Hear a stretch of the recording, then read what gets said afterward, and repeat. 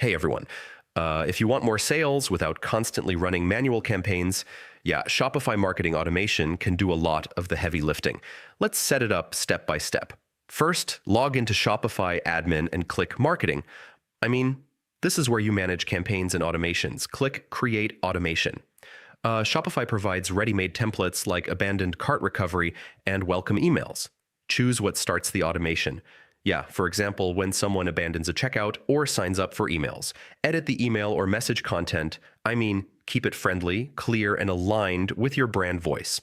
Set delays between actions. Sending immediately versus after a few hours can change results. You can attach incentives. Yeah, like a small discount for abandoned carts to encourage completion. Once everything looks good, click turn on automation. I mean, now Shopify works in the background. Track open rates, clicks, and conversions. Adjust messaging if needed, and that's it. Marketing automation helps you recover lost sales, nurture customers, and grow revenue. Yeah, even while you sleep.